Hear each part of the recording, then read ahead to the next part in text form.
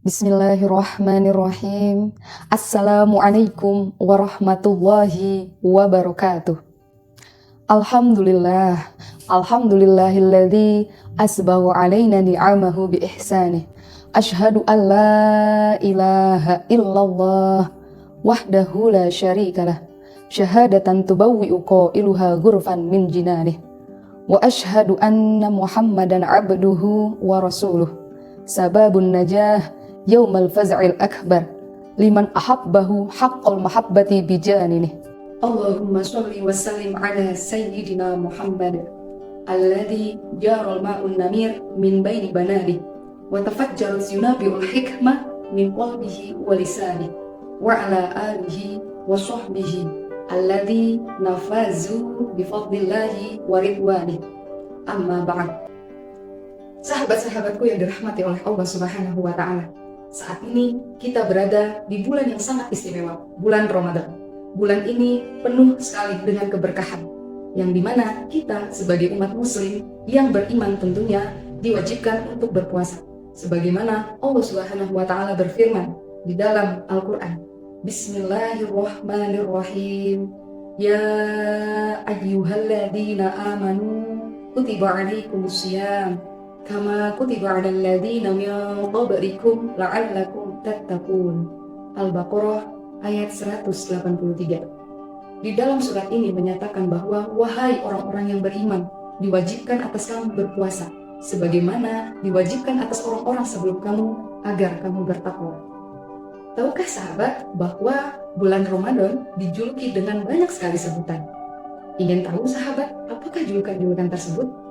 Bulan Ramadan sebagai bulan berkah, bulan Ramadan sebagai bulan pendidikan, bulan Ramadan sebagai bulan kemenangan, bulan Ramadan bulan di mana surga dibuka selebar-lebarnya, bulan Ramadan di mana neraka ditutup serapat-rapatnya, dan masih banyak lagi.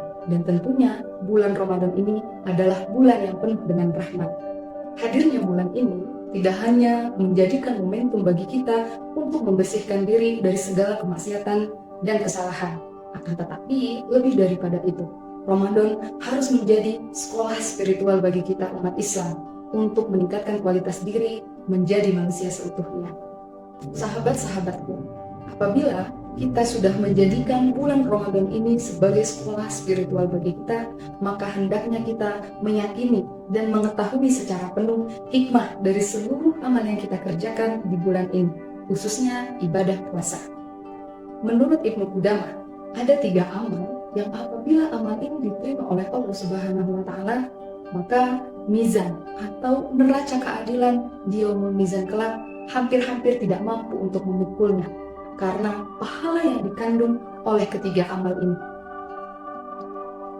Apa saja ketiga amal itu? Yang pertama, memaafkan kesalahan. Yang kedua, sabar.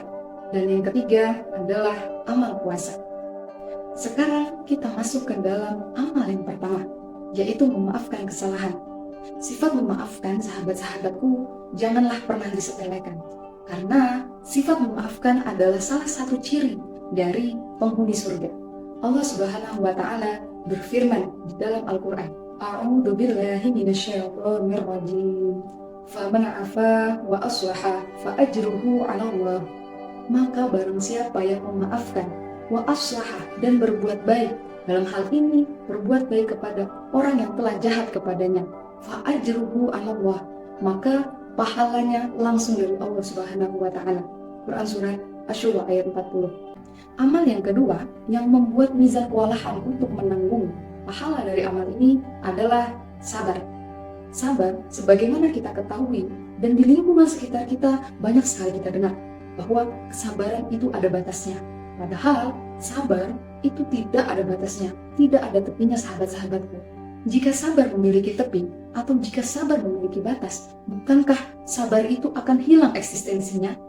Menurut Fakhruddin Ar-Razi dalam Tafsirul Kabir Mafatihul Ghaib, beliau menyatakan bahwa sabar itu adalah sifat di mana kita meninggalkan keluh kesah dan mampu mengendalikan diri dari amarah.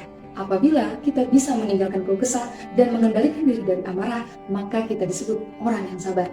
Semoga kita termasuk ke dalam golongan orang-orang yang sabar. Yang ketiga, menurut Ibnu Qudamah adalah amal puasa. Puasa ini kita lakukan saat ini di bulan Ramadan, sahabat-sahabatku. Di bulan ini banyak sekali kebaikan yang bertaburan, sehingga kita haruslah berlomba-lomba untuk meraih kebaikan tersebut dengan cara mengerjakan amal soleh. Sahabat-sahabatku, setiap perbuatan baik di bulan ini akan dilipat gandakan oleh Allah Subhanahu wa Ta'ala, mulai dari 10 hingga 700 kali lipat, kecuali ibadah puasa. Allah Subhanahu wa Ta'ala menyampaikan kepada kita di dalam hadis qudsi, kullu amali bani Adam lahu wa shaumu li wa ana ajzi bih. Segala perbuatan baik itu akan kembali kepada anak Adam, kecuali puasa. Dan puasa itu untukku, dan aku yang akan membalasnya. Orang yang berpuasa meninggalkan lapar, haus, dan syahwatnya hanya demi Allah Subhanahu wa Ta'ala. Orang berpuasa akan diberi 2 kegembiraan, sahabat-sahabatku. Yang pertama adalah ketika ia berbuka puasa. Lalu kegembiraan yang kedua adalah ketika ia bertemu dengan Allah Subhanahu wa Ta'ala. Sahabat-sahabatku yang dirahmati oleh Allah Subhanahu wa Ta'ala, marilah kita berusaha menghiasi hari-hari di bulan Ramadan ini untuk mengevaluasi diri dengan ibadah yang penuh kesungguhan, yang sesuai dengan adab dan anjuran syariat, agar kita bisa menjadi manusia yang berkualitas baik secara ibadah maupun secara moral. Tidak hanya di bulan Ramadan ini, tapi juga bulan-bulan setelah Ramadan. Allahumma amin. Akhirul kalam, wallahul muwaffiq ila aqwamit thoriq. Wassalamualaikum warahmatullahi wabarakatuh.